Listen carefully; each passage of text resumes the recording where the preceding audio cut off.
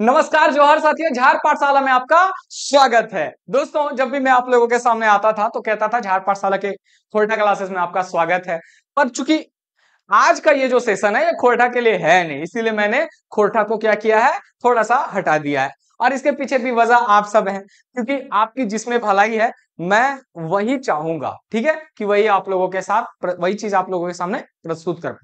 तो देखो दोस्तों, एलडीसी की वैकेंसी आई है, इंटरमीडिएट लेवल की वैकेंसी आई है। और ये जो वैकेंसी है कुल 863 पदों के लिए है। और उन लोगों के लिए तो ये वैकेंसी बेहद खास है जिन लोगों की टाइपिंग स्पीड अच्छी है, जो लोग लगातार टाइपिंग के लिए अपना टाइम दे रहे हैं, और जिन लोगों को स्टेनोग्राफी आती है। और उन लोगों के लिए भी अच्छी है जिनका अभी भी 18 साल हुआ है, इंटरमीडिएट की डिग्री हाथों में है और चाहते हैं कि हम किसी एग्जाम के लिए बैठे। तो आप लोगों के लिए एक सुनहरा अवसर है, आप लोगों के लिए एग्जाम होने जा रहा है। और इस बार देखो, इस बार की जिस हिसाब से परिस्थितियां हैं, एग्जाम होने की संभावना बहुत ज्यादा है। तो आप लोग इस वैकेंसी को सीरियसली ले सकते हैं और अपनी तैयारी कर सकते हैं। इस वैकेंसी में स्कोर करने के लिए सही भाषा पेपर का चुनाव करना बेहद जरूरी है। और क्या ऐसा क्यों कह रहा हूं, ऐसा इसलिए कह रहा हूं क्योंकि भाषा पेपर का जो सिलेबस तय किया गया है उसको एक फ्रेम में तैयार नहीं किया गया है, सबको ना अलग अलग फ्रेम में सजा करके तैयार किया गया है। चाहे आप देखो जनजातीय भाषा देखो, चाहे क्षेत्रीय भाषा देखो, चाहे आप अपनी हिंदी भाषा देखो, अंग्रेजी देखो, जो भी देखो,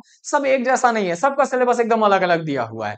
तो बहुत सारे लोगों को अलग अलग भाषा में रुचि होती है, तो लोग अपनी रुचि के हिसाब से अध्ययन करते हैं। कई लोगों को खोरठा भाषा में रुचि है तो खोरठा भाषा की तरफ जाएंगे, कई लोगों को हिंदी भाषा में रुचि है तो वो हिंदी भाषा की तरफ जाएंगे। लेकिन आप किस तरफ जाओ, ये डिसीजन लेने से पहले एक बार आप हिंदी वाले सिलेबस को जरूर देख लो। मैं ऐसा इसलिए कह रहा हूं, और आज के सेशन में मैं ये सिलेबस आपको दिखाने भी जा रहा हूं। और हिंदी का सिलेबस पे मैं बात क्यों कह रहा हूं क्योंकि इसलिए कर रहा हूं क्योंकि ये जो सिलेबस दिया है ये सिलेबस छोटा है, आसान है और मजेदार है। ये तीन चीजें हैं, छोटा है, आसान है और मजेदार है। देखो, छोटा आपको यूं इसलिए देखना है क्योंकि आपको कम समय में तैयारी करनी है। अगर आपका समय बचेगा तो आप दूसरी वैकेंसी में वो टाइम दे पाओगे, आपका समय बचेगा तो आप टाइपिंग के लिए टाइम दे पाओगे, आपका समय बचेगा तो आप मान लो अगर कोई काम करते हो तो उस काम के लिए आप अपना टाइम दे पाओगे। अगर सारा समय पढ़ने में ही चला जाएगा तो फिर तो कोई फायदा नहीं है ना। आपके सामने ऑप्शन है कि आप एक आसान भाषा पेपर के साथ क्या कर सकते हो, अपनी तैयारी कर सकते हो। और वो आसान भाषा पेपर मुझे जहां तक दिखाई देता है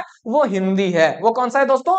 हिंदी। तो किसी दूसरी भाषा पेपर की तरफ जाने से पहले एक बार आप लोग हिंदी भाषा पेपर के सिलेबस को जरूर देख लीजिए। तो दोस्तों, एक बार आप लोग इस सेशन को शेयर लाइक जरूर कर दीजिएगा, क्योंकि आप लोगों के लिए मैंने पूरी तरह से इसके सिलेबस को प्रेजेंट करने का और बेहतर तरीके से सजा करके लाने का प्रयास किया है। बाकी बातें आपके ऊपर। तो दोस्तों, फिर से मैं आपको बताऊं कि झारखंड इंटरमीडिएट स्तर हिंदी पाठ्यक्रम का ये समर्पित सेशन है और ये बहाली जो है वो 863 पदों के लिए आई हुई है। इसमें हम लोग आज के सेशन में देखेंगे हिंदी भाषा का पाठ्यक्रम। तो देखो, ये दो पुस्तक मैं आप लोगों को दिखाना चाहता हूं। ये दो पुस्तक देखो आप, और इन दो पुस्तकों को देखो। ये दो पुस्तक बेहद पतली पतली पुस्तकें हैं, देख रहे हैं। इन दो पुस्तकों का जो विषय सूची है उसी विषय सूची को उठा करके हूबहू आपके पाठ्यक्रम में क्या किया गया है, सजा दिया गया है। जो इसका इन पुस्तकों का विषय सूची है वही आपके पाठ्यक्रम में हूबहू दिया हुआ है। और ये दो पुस्तक, मात्र दो पुस्तक।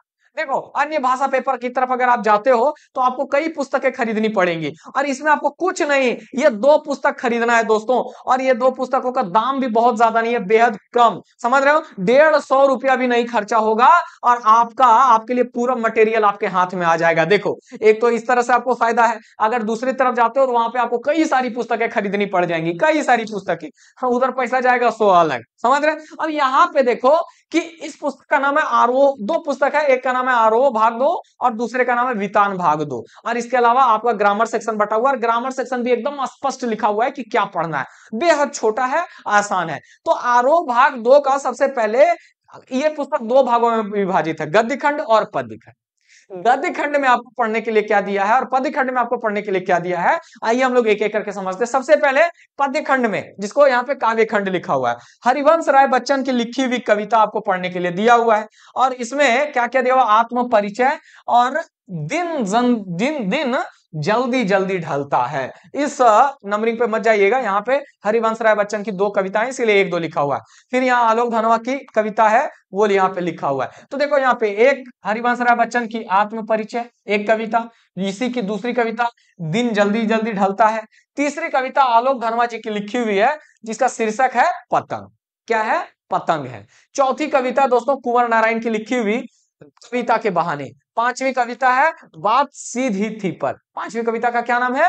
बात सीधी थी पर। ये 5 कविताएं आपने देखा, इसके अलावा और भी आपको पढ़ने के लिए दिया, आगे देखते हैं। अगला है कैमरे में बंद अपाहिज। कैमरे में बंद अपाहिज, ये 6ठे नंबर की कविता रघुवीर सहाय की लिखी हुई। उसके बाद है 7वें नंबर में आप देखना, 7वें नंबर की कविता है गजानन माधव मुक्तिबोध की लिखी हुई सहर्ष स्वीकार है। सहर्ष स्वीकार है। 7वें नंबर में अगर हम 7वें नंबर के बाद हम लोग आते हैं 8वें नंबर पे, ऊषा नामक कविता जो कि शमशेर बहादुर सिंह की लिखी हुई कविता है, ये आपको पढ़ना है। इसके बाद सूर्यकांत त्रिपाठी निराला जी की लिखी हुई कविता है दोस्तों, 9वें नंबर की कविता जिसका शीर्षक है बादल राग। क्या है? बादल राग। हम इसके बाद हम लोग आगे बढ़ते हैं तो 10वें नंबर में तुलसीदास। तुलसीदास की लिखी हुई कवितावली आपको पढ़ने के लिए दिया है। 11वें नंबर में फिराक गोरखपुरी की आपको रुबाइयां पढ़ने के लिए दिया है। 12वें नंबर में फिराक गोरखपुरी का ही लिखा हुआ गजल पढ़ने के लिए दिया है। ये बड़ी मजेदार है, ये दोनों गजल और रुबाइयां बेहद मजेदार है। इसके बाद है दोस्तों 13वें नंबर में छोटा मेरा खेत, उमा शंकर जोशी का लिखा हुआ कविता है। उमा शंकर जोशी की लिखी हुई कविता है छोटा मेरा खेत। तो ये देखो 13 कविताएं हुई। इसके बाद हम लोग आगे बढ़ते हैं, आगे 14वें नंबर में बगुलों के पंख, ये भी उमा शंकर जोशी का ही लिखा हुआ कविता है। तो आपने अभी तक टोटल कितनी कविताओं को देखा? टोटल हिंदी में आपको 14 कविताएं पढ़ने के लिए दिया है, और सभी कविताएं एक से बढ़कर के एक हैं, मजेदार होने के साथ साथ सीख देने वाली भी है ना, बहुत ही अच्छी हैं। कुल मिलाकर के यही कहा जा सकता है कि ये 14 कविताएं, आप देखो अगर आप एक दिन में एक कविता का भी टारगेट रखते हो तो 14 दिन में आप 14 कविता बहुत अच्छे तरीके से एमसीक्यू के साथ पढ़ लोगे। मतलब बहुत अच्छी तैयारी हो जाएगी आपकी, बहुत अच्छी तैयारी हो जाएगी। इसके अलावा हम लोग पहुंचते हैं गद्य खंड में। यही आरोह भाग 2 का गद्य खंड है, जिसमें देखो गद्य रचनाओं में आपको पढ़ना महादेवी वर्मा का लिखा हुआ भक्तिन, इसको हम लोग 1 मान लेते हैं। जैनेन्द्र कुमार का लिखा बाजार दर्शन, इसको हम लोग 2 मान लेते हैं। इसके अलावा काले मेघा पानी दे, धर्मवीर भारती का लिखा हुआ तीसरी गद्य रचना है ना, तीसरा रचना है काले मेघा पानी दे। चौथा है पहलवान की ढोलक, एकदम व्यंग्यात्मक रचना है पहलवान की ढोलक, बहुत ही मजेदार रचना है। अब पहलवान के ढोलक के साथ क्या होता है, पहलवान के साथ क्या होता है, इस रचना में हम लोग देखेंगे। यह रचना बहुत सारे लोग आप लोग पढ़ भी चुके होंगे, है ना, पढ़ भी चुके होंगे इस रचना को, इंटरमीडिएट वाले, इंटरमीडिएट में जब आप पढ़ाई कर रहे होंगे उस समय वही सिलेबस है, तो आपके लिए तो ये एकदम आसान हो जाता है, पहलवान की ढोलक। अब इसके बाद हम लोग बढ़ते हैं आगे, चार गद्य रचना आपने देखा। 5वें नंबर में देखो चार्ली चैपलिन यानी कि हम सब, चार्ली चैपलिन यानी कि हम सब। उसके बाद है रजिया सज्जाद जहीर की लिखी हुई 6ठे नंबर की रचना नमक, और सीरीज के फूल हजारी प्रसाद द्विवेदी की रचना है। धर्म विभाजन और जाति प्रथा हमारे भीमराव अंबेडकर का लिखी हुई रचना। इसके बाद 9वें नंबर में इन्हीं की रचना पढ़नी है, मेरी कल्पना का आदर्श समाज। तो आप देखो कि गद्य भाग में आपको कुल कितनी रचनाएं भी आपने देखा, आरोह पुस्तक से, आरोह भाग 2 पुस्तक से कुल मिलाकर के आपने 9 रचना देखा। इसके बाद हम लोग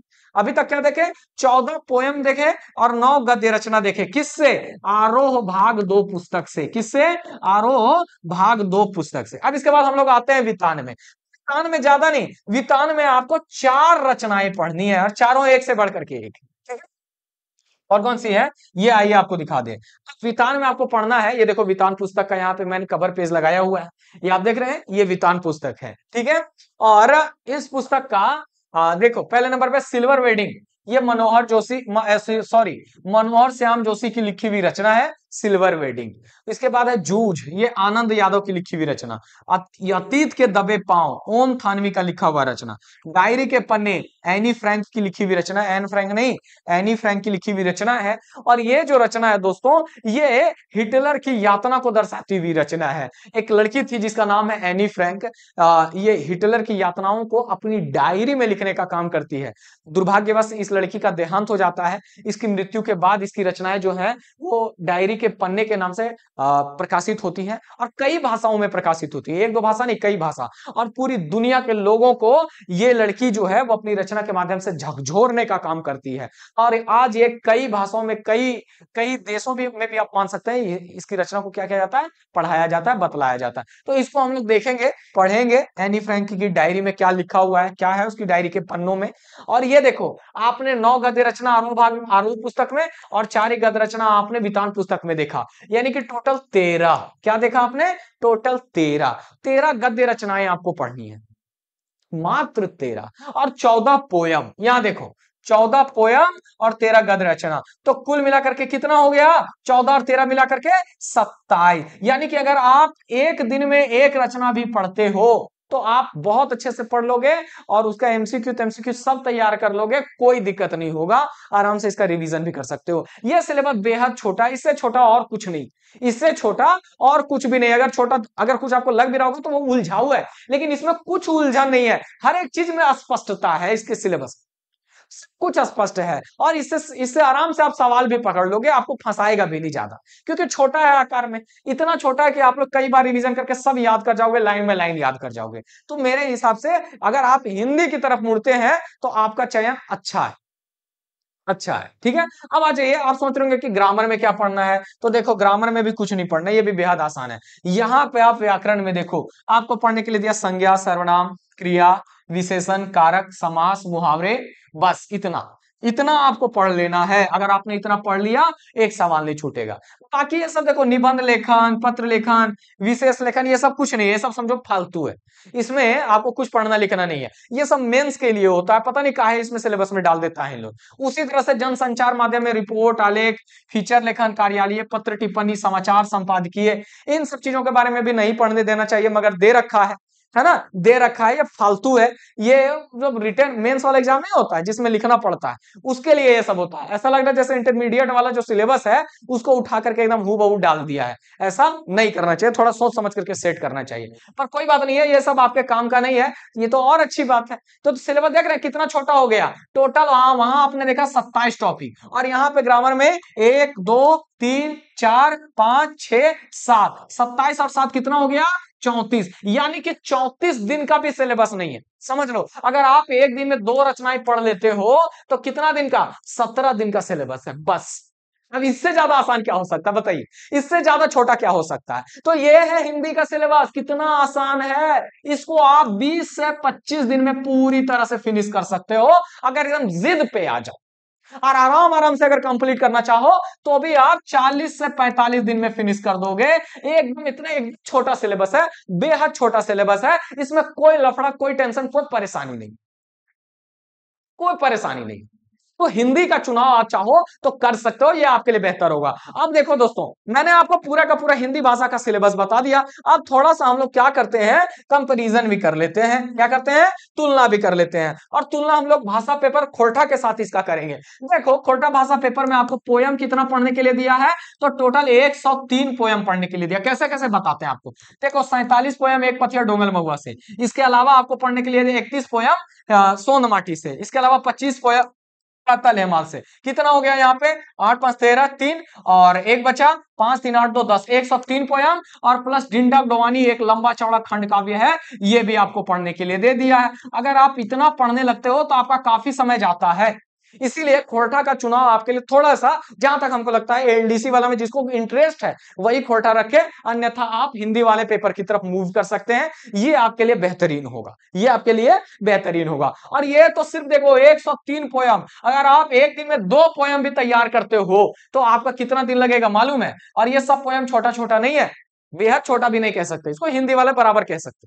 ऐसा नहीं कि हिंदी में बहुत बड़ा है और खोरठा में एकदम छोटा दिया, ऐसा कुछ नहीं है, दोनों में बराबर समझ सकते हो, ज्यादा अंतर नहीं है। तो एक दिन में अगर हम 2 पोयम भी मान करके चले, या एक दिन में हम 3 पोयम भी मान करके चले, तो समझ लो यहाँ पे कितना हो जाएगा। यहां पर आप देख सकते हो 34 से 35 दिन आपको लग जाएंगे पोयम कंप्लीट करने में। इसके बाद अगर आप कहानी देखो तो हमारा फरीश डार में आपको 11 कहानी हो जाता है।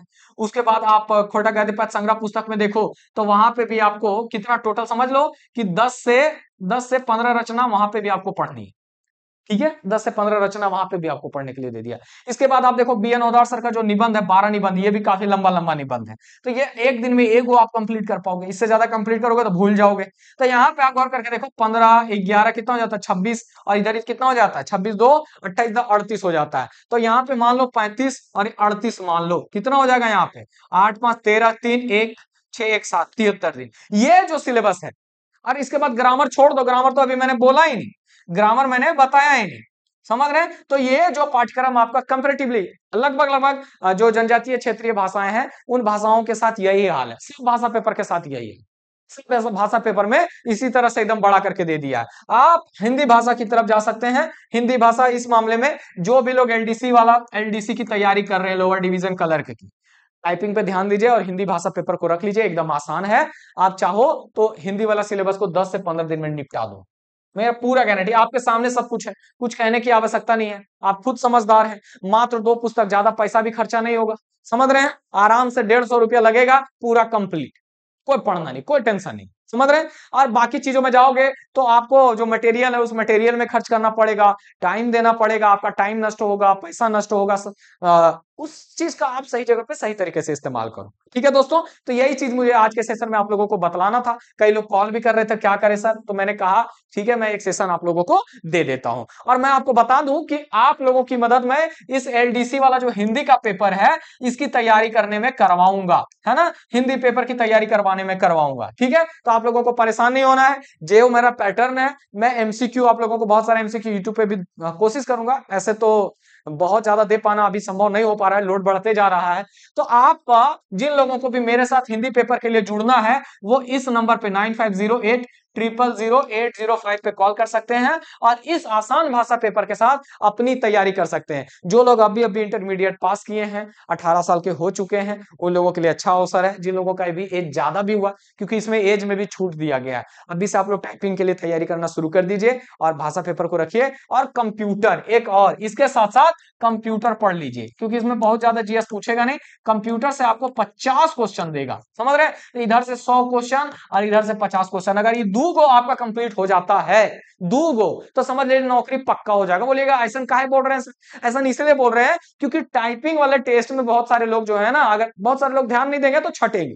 आपका अगर अच्छा रहेगा तो आप बाजी मार जाओगे। तो इसके लिए ये 863 वैकेंसी भले ही कुछ कम है, लेकिन आपके लिए कम नहीं है दोस्तों, ये ठीक ठाक है। बस आप अपनी तैयारी करो और क्या करो, रिजल्ट लो, ठीक है? तो फिर मेरे साथ बने रहने। और जो लोग इस मतलब झार पाठशाला के साथ नए नए जुड़ रहे हैं, मैं बतला दूं, आप लोग इस चैनल को सब्सक्राइब भी कर दीजिएगा, लाइक भी कीजिएगा। और जो लोग हिंदी के साथ जाना चाहते हैं उन लोगों के लिए फिर मैं कह रहा हूं, ये नंबर है, आप इस नंबर पे कॉल करके हमारे साथ जुड़ सकते हैं, अपनी तैयारी को अंजाम दे सकते हैं और फिर रिजल्ट ले सकते हैं। तो मेरे साथ बने रहने के लिए, झार पाठशाला के साथ जुड़ने के लिए, झार पाठशाला को प्यार देने के लिए आप सबका बहुत बहुत धन्यवाद, दिल से धन्यवाद। जय हिंद, जय झारखंड।